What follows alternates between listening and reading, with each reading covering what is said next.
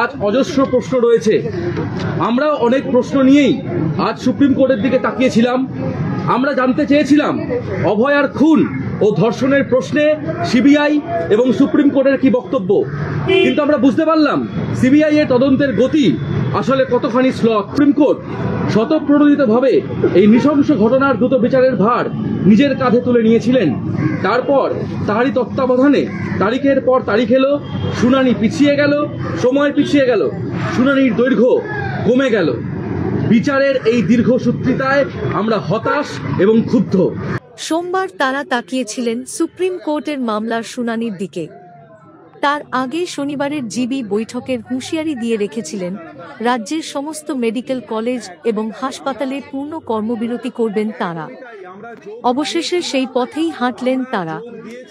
রাজ্যের জুনিয়র ডাক্তাররা ফের রাজ্যের সমস্ত মেডিকেল কলেজ এবং হাসপাতালে পূর্ণ কর্মবিরতি পালনের সিদ্ধান্ত নিয়েছেন।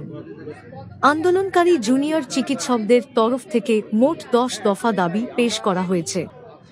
সেই দাবিগুলি পূরণ না হওয়া পর্যন্ত কর্মবিরতি চলবে বলে জানিয়েছেন জুনিয়র চিকিৎসকেরা। এই সময় পুজোর আগে সরকারের ওপর ফের নতুন করে চাপ সৃষ্টি হলো। দত্ত ন্যাশনালের ঘটনা এবং শাসক দলের বিধায়কদের ভয়াবহ হুমকির মুখে দাঁড়িয়ে আমরা প্রমাণ পাচ্ছি যে আমরা ভয়হীন পরিবেশ পাইনি এখনো। এর সাথে রাজ্যের প্রতিটি হাসপাতাল, মেডিকেল কলেজ থেকে ভয়ে রাজনীতি নির্মূল করার দাবি আমরা করেছি আন্দোলনের প্রথম দিন থেকে। আর একটিও অভয়ার ঘটনা যাতে না ঘটে তা সুনিশ্চিত করতে গেলে এই ভয়ের রাজনীতিকে উপড়ে ফেলা ছাড়া প্রত্যেকটি জায়গাতে গণতান্ত্রিক পরিসরকে সুনিশ্চিত করা ছাড়া আর উপায় নেই।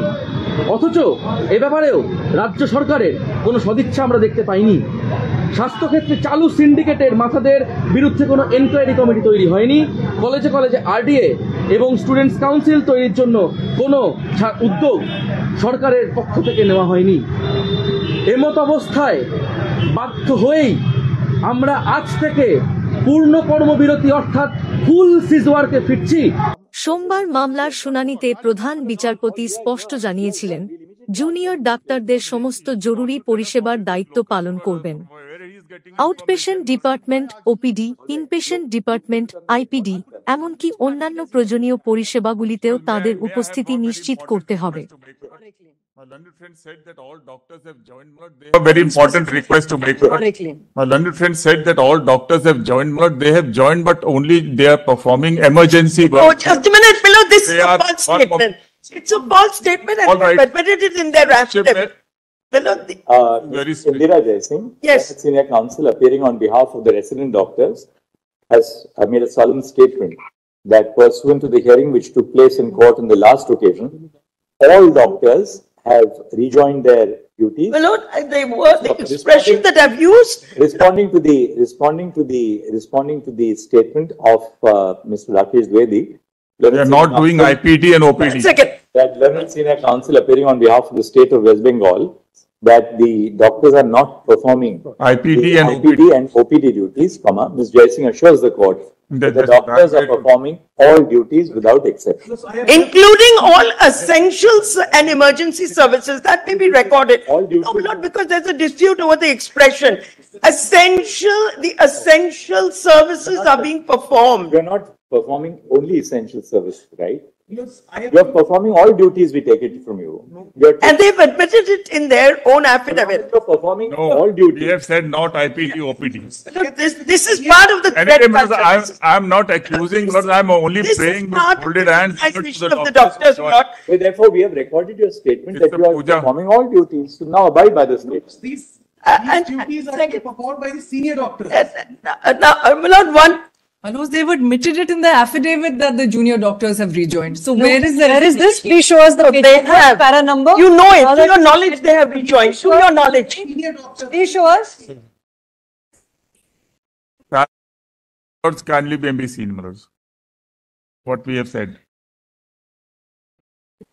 A statement that they are willing, that they are ready, that they are doing all So work. they are not doing so. Yeah. Milord, please, this cannot be allowed. Let him file a separate application for Para 17. Ms. Jaising, are you making a statement that you are performing IPD and OPD work? Yes, here's my statement. Please record it as I say it. They are performing all essential and emergency What is services. essential, not what is- Let me finish. COVID is Essential right. services includes OPD. Essential No, not services. like- No, 1 minute, Milord. They should know better than me. They are Junior doctors are doctors. very important for They the should health know better system. than me. Hospitals If cannot. according to you, you are performing all essential services. Yes. We record your statement which That's right. includes IPD and OPD. OPD is part of essential services. Right. It's Likewise, I inpatient want it department. on also. record, Milord. I want it on record that they are performing emergency and essential services. That's the medical name. Milord, is the medical name given to this service. But will that mean that you will not render services to a child who comes in with a normal ailment during the term of the weather, but you will try and save No. the dying patient? No, Milord, no. OPD falls within essential Work services. in the hospital, which OPD any doctor. falls within Your essential lordship may say services. all Milord. essential services including IPD, OPD. It's not the way they have admitted that we are back at work. No, we If have they continue like this, I will take no responsibility for one more But strike. therefore, 1 second, are you stating that you are performing all medical and essential work, including IPD and OPD work? Because it's part of essential service. No, Milord, your lordship may record that. I don't want confusion. But Ms. India has I don't want to has make any false categorically- statements in this has court. Categorically stated that all the doctors are and shall perform all medical and essential work, including IPD and OPD work. প্রধান বিচারপতির এই মন্তব্যের পর junior ডাক্তারদের তরফে জানানো হয়েছে তারা নিজেদের মধ্যে আলোচনা করে শীঘ্রই পরবর্তী পদক্ষেপের কথা জানাবেন। এর পরেই দীর্ঘ ৮ ঘণ্টার জিবি বৈঠক হয়। তারপরেই কর্মবিরতির সিদ্ধান্ত। এদিকে জুনিয়র ডাক্তারদের নিগ্রহের ঘটনা ঘটে পানিহাটির সাগর দত্ত মেডিকেল কলেজে। গত শুক্রবার রাতে সাগর দত্ত মেডিকেল কলেজে রোগীর পরিজনদের হাতে প্রহৃত হন জুনিয়র চিকিৎসকসহ কয়েকজন স্বাস্থ্য কর্মী। অভিযোগ, শুধু মারধর করা নয়, আরজিকর করে দেওয়ার হুঁশিয়ারি দেওয়া হয় কর্তব্যরত এক জুনিয়র মহিলা ডাক্তারকে। তার জেরে ইতিমধ্যেই সেখানে জুনিয়র ডাক্তারদের কর্মবিরতি চলছে। এরপর সোমবার ফের সুপ্রিম কোর্ট জুনিয়র ডাক্তারদের কাজে ফেরার কথা জানায়। কিন্তু জুনিয়র ডাক্তাররা আন্দোলনের ঝাঁঝ বাড়াতেই রাজ্য জুড়ে নতুন করে পূর্ণ কর্মবিরতির ডাক দিলেন। তাঁদের বক্তব্য, রাজ্যের থেকে অনেকবারই নিরাপত্তার আশ্বাস মিলেছে, কিন্তু সরকার তাদের নিরাপত্তা সুনিশ্চিত করতে পারেনি। এমনকি সোমবার সুপ্রিম কোর্টেও এই নিয়ে প্রশ্নের মুখে পড়েছিল রাজ্য সরকার। এই সময় সুপ্রিম কোর্ট নির্দেশ ৩১ অক্টোবরের মধ্যে সরকারকে রাজ্যের হাসপাতালগুলিতে নিরাপত্তার কাজ সম্পূর্ণ করতে হবে।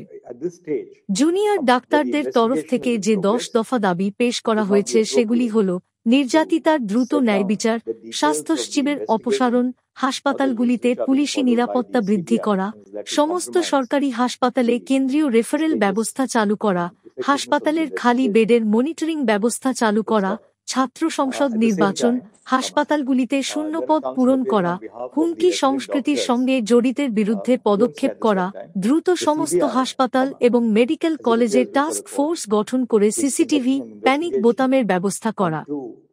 সোমবার সুপ্রিম কোর্টে শুনানি চলাকালীন প্রভাবশালী তত্ত্ব উঠে আসে। পাশাপাশি তদন্তের আওতায় আসা হাসপাতালের ৭ জনকে আপাতত সাসপেন্ড করারও দাবি জানান জুনিয়র ডাক্তারদের আইনজীবী ইন্দিরা জয়সিংহ। কারা তদন্তের অধীনে রয়েছেন সেই নামের তালিকা আদালতে জমা দেওয়ার জন্য সিবিআইকে নির্দেশ দেন প্রধান বিচারপতি।